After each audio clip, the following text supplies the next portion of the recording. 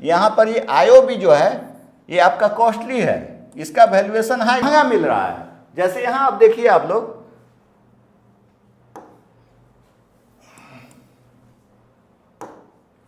जैसे यहाँ देखिए ओवर वैल्यूड स्टॉक, अगर किसी स्टॉक का हायर पी है दैट मीन्स हम उसको ज्यादा पैसा हमको देना पड़ रहा है उस स्टॉक। स्लाइड देखते हैं, आपका फॉर्मूला है share price divided by earning per share EPS। तो हमको अभी हम scanner.in tickettap.in हम साइट खोले हुए हैं, स्कैनर में भी आप चेक कर सकते हैं scanner.in पर। अभी हम टिकटटेप से देख रहे हैं, tickettap.in। हम SBI का सर्च कर रहे हैं, अभी P रेशियो हम देखने जा रहे हैं। जैसे यहाँ आप तो देखिएगा यह क्या फॉर्मूला होता है, तो अर्निंग पर शेयर। तो अर्निंग पर शेयर कम, तो जब आप इसको डिवाइड कीजिएगा, जैसे हम इसको, जैसे देखिए P रेशियो क्या होता है, प्राइस अर्निंग रेशियो। सपोज कीजिए कि हम कोई कंपनी का शेयर खरीद रहे हैं, जैसे देखिए हमको कोई कंपनी का शेयर खरीद रहे हैं, जैसे हमको बैंक का कोई शेयर खरीदना है, तो प्राइवेट बैंक है या गवर्नमेंट बैंक है, कोई भी बैंक का हमको शेयर खरीदना है, तो हमको कैसे पता चलेगा कि ये सस्ता है या महंगा है। जैसे सपोज कीजिए कि SBI का प्राइस अभी जो है 800 रुपया पर शेयर है, HDFC का करीब 1975 रुपया है करीब एक शेयर का प्राइस, IOB का इंडियन ओवरसीज बैंक का करीब 38 रुपया पर शेयर एक शेयर का दाम है। ऐसे ही जो SBI का है तो करीब 800 रुपया तो लिखे हैं, दूसरा एक बैंक लिखते हैं। जैसे मान लीजिए कि SBI को जगह यहाँ पर हम चेंज कर दे रहे हैं, आपको SBI ऑलरेडी हमने लिख दिया है।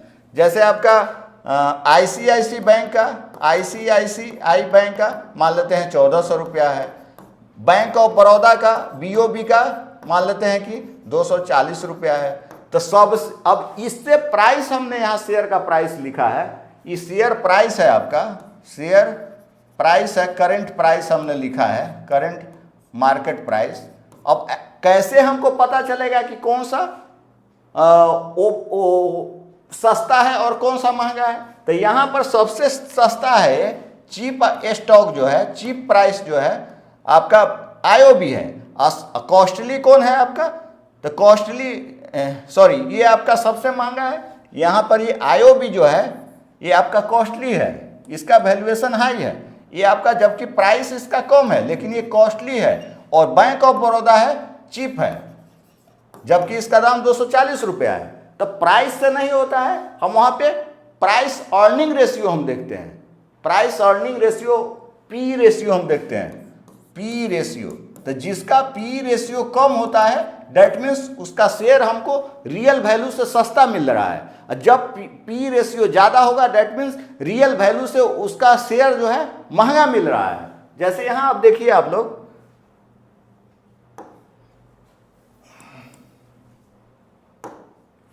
जैसे यहाँ देखिए P ratio price earning ratio, जो valuation of metric that compares company stock price to its earning per share. तो इसका जो अर्निंग पर शेयर से हम फॉर्मूला निकला हुआ है, तो शेयर प्राइस को डिवाइडेड करते हैं अर्निंग पर शेयर से, तो हमको P रेशियो निकल जाता है। तो इसका जो है हमको, जैसे it indicates how much investors are willing to pay for each rupee of a company earning। हम कितना रुपया खर्च कर रहे हैं, 1 रुपया लगा रहे हैं उस कंपनी को बिजनेस को खरीदने में, इसका हम कैलकुलेशन कैसे करते हैं, P रेशियो से करते हैं। वैसे ही higher the P ratio suggest, जैसे हमको मान ले P रेशियो अगर हाई है दैट मीन क्या सजेस्ट रहा है, higher P ratio suggest investors are willing to pay more of each rupee of earnings, potentially indicating the higher growth expectation or an overvalued stock। अगर किसी stock का higher P है that means हम उसको ज़्यादा पैसा हमको देना पड़ रहा है उस स्टॉक को खरीदने के लिए, अगर P रेशियो ज़्यादा है। इसी तरह से अगर किसी का लोअर है, प्राइस कम है, P रेशियो अगर कम है a lower P might indicate potentially under valued stock और लोअर ग्रोथ एक्सपेक्टेशन। अगर किसी कंपनी का लोअर पी है, दैट मीन्स हमको पैसा कम देना पड़ रहा है उसको स्टॉक को खरीदने के लिए, तो इसका ये मतलब तो हमको तो सस्ता मिल रहा है लेकिन उस कंपनी का फ्यूचर भी ग्रोथ कम हो सकता है, ये भी हमको ध्यान में रखना है।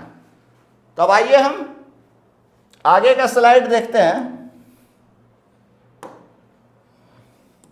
तो इसको कैलकुलेट कैसे करते हैं हम, तो पी रेशियो का फॉर्मूला है शेयर प्राइस को अर्निंग पर शेयर से हम लोग डिवाइड करते हैं। तो ये आपका फॉर्मूला है पी रेशियो का, ये आपका फॉर्मूला है share price divided by earning per share EPS. तो हमको पी रेशियो निकलेगा। अब ईपीएस क्या होता है, तो EPS earning per share net income company का और डिवाइड करते हैं नंबर ऑफ आउटस्टैंडिंग शेयर से, तो हमको ईपीएस निकल जाएगा।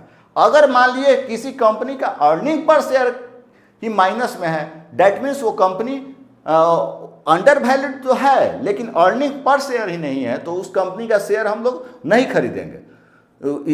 खरीदेंगे कब, जब कोई टेक ओवर करे उस कंपनी को, बड़ी कंपनी आ जाए उसको टेक करने के लिए या कोई न्यूज उससे रिलेटेड आए, तब हम बाई कर सकते हैं उस केस में, समझे ना। आइए हम इसको अर्निंग पर शेयर को निकाल करके देख लेते हैं, ये पी रेशियो को कैसे निकालते हैं एग्जाम्पल के थ्रू हम देख लेते हैं। तो हम इसके लिए स्कैनर का यूज करने जा रहे हैं, टिकट टेप, वहां से किसी भी कंपनी का हम पी रेशियो पीवी रेशियो कोई भी कंपनी का चेक कर सकते हैं।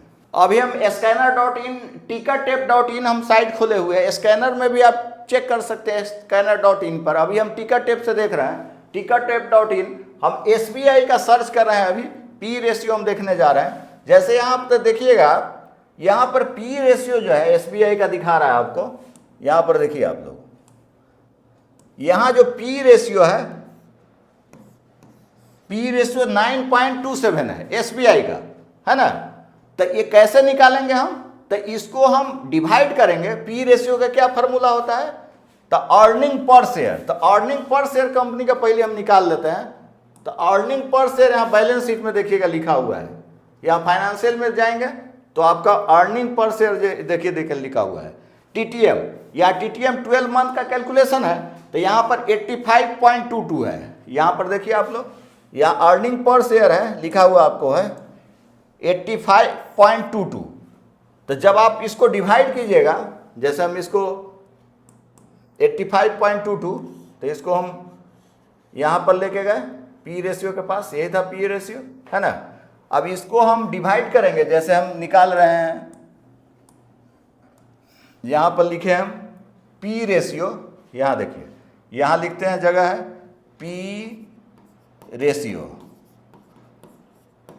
तो हम share price divided by EPS earning per share. तो शेयर प्राइस यहाँ कितना है SBI का, 800 रुपया करीब है। तो 800 0.5 85 के करीब था, 85.22 था। इसको जब डिवाइड कीजिएगा आप तो 9.27 के करीब आएगा। तो 9.27 मतलब ये आएगा आपका वैल्यू। तो ये आपका पी रेशियो निकल गया, ये आपका क्या हो गया, पी रेशियो निकल गया 9.27। तो हमको कैसे पता चलेगा ये भाई अंडर वैल्यूड है कि ओवर वैल्यूड है, तो हमको उसी सेक्टर का अदर कंपनी से कंपेयर करना पड़ेगा, तब हम जानकारी लेंगे। तो हम इसका इंडस्ट्री का पी देख लेते हैं, सेक्टर का पी। तो सेक्टर पी यहाँ पर कितना दिया हुआ है, सेक्टर पी आप लोग देखिए, तो सेक्टर पी कितना है 16.89 है। तो ये क्या है, ये आपका लेस देन है कितना है 9.27।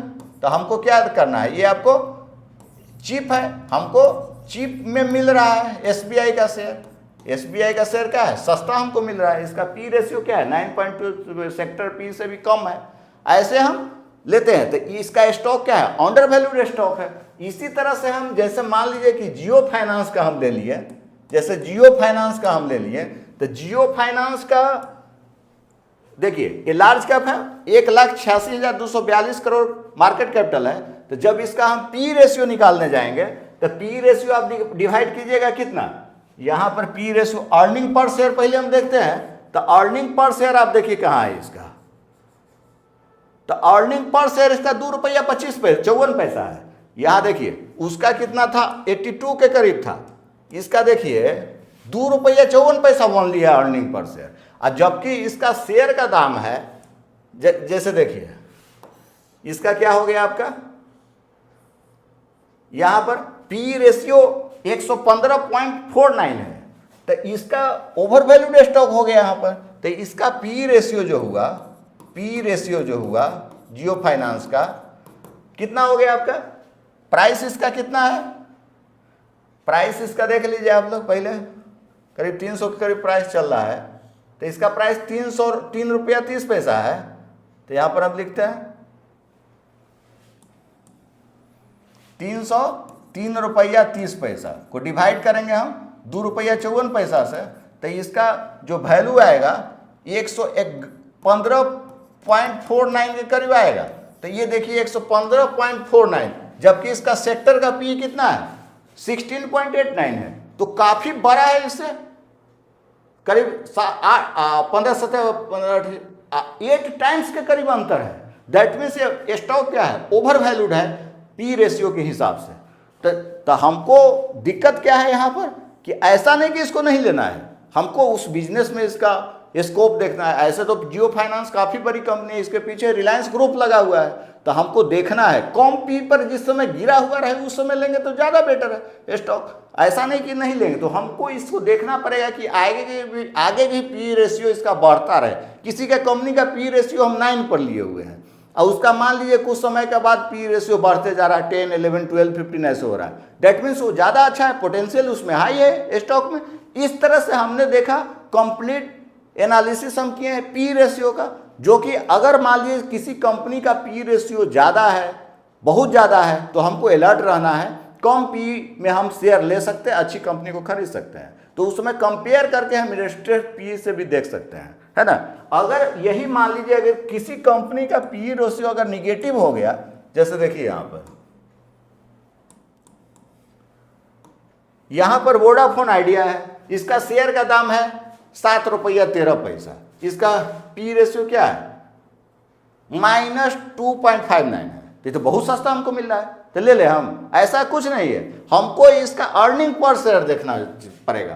तो अर्निंग पर शेयर जब हम देखेंगे इस कंपनी का, तो अर्निंग पर शेयर देखिए यहाँ पर ईपीएस -0.1 है, 401 है, यहाँ देख रहे हैं अर्निंग पर शेयर बहुत कम है, -5.46 है। जब अर्निंग पर शेयर ही माइनस में है तो पी रेशियो माइनस हो गया, तो बहुत कम पी रेशियो भी सही नहीं है।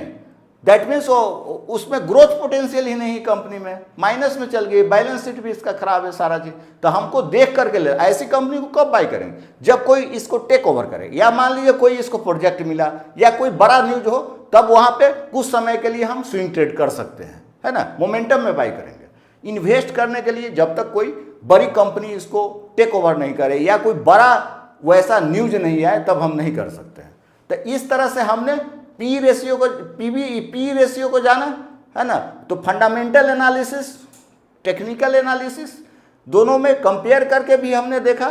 तो ज़्यादा से ज़्यादा मेरे चैनल को आप लोग सब्सक्राइब करें। जो लोग अभी तक सब्सक्राइब नहीं किए हैं, सब्सक्राइब कर ले। इसी तरह का वीडियो हम आगे भी आप लोग को बनाएंगे। अब हम पीबी रेशियो क्या होता है, price to book value ratio, उस पर भी हम नेक्स्ट वीडियो बनाएंगे। तो ज़्यादा से ज़्यादा आप लोग मेरे चैनल